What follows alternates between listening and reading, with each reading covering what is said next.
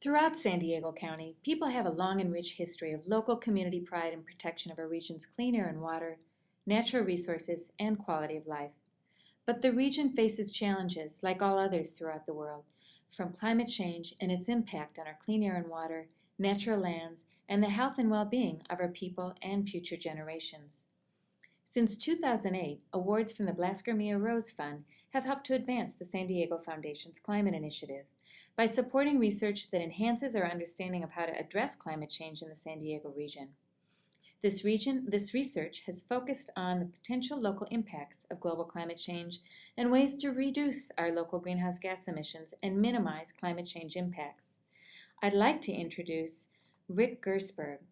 He's a professor at San Diego State University and one of our Blasker recipients. He's also a leading researcher on climate change impacts in the San Diego region. The San Diego region is seeing some of the earliest effects of climate change throughout the country. One of our major threats is from sea level rise and the effects that it might have on our coastal infrastructure, our built environment, and our natural ecosystems. Dr. Gersberg has conducted research to better understand what's the scope of that risk, to inform our efforts on how to better manage this risk in the future.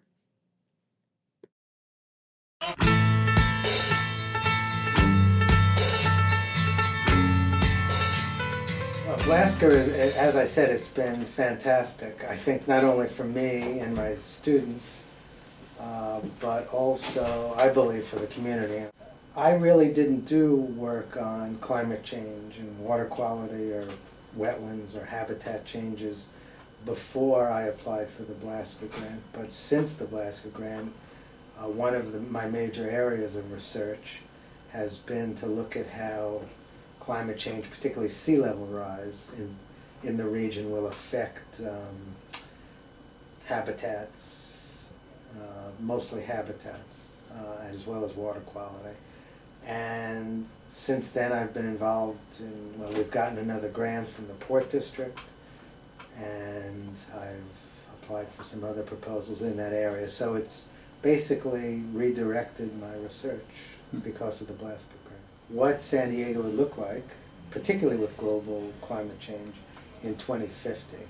And I realize there's a lot of things we didn't know at that time, and thanks to Emily, and particularly how water quality will change, ocean water quality. And I began to think, well, how are we going to look into the future, model that, predict what's going to happen?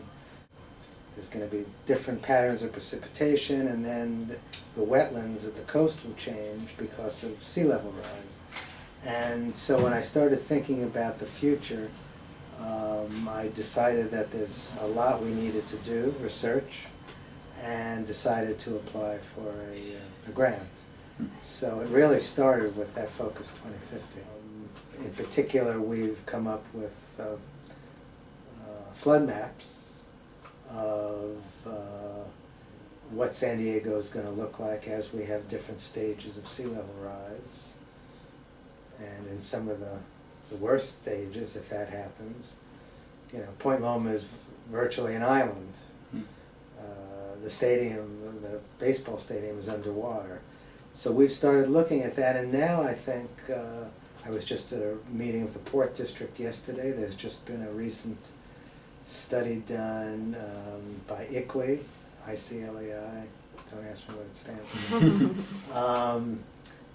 And they did a vulnerability assessment from sea level rise, and they're using the data that we, you know, the flood maps that we've generated using some of our GIS work. So people are beginning for developments now, if they're near the coast, they're beginning to start to ask the question, what do we have to do to protect against sea level rise? So it's really sort of galvanized.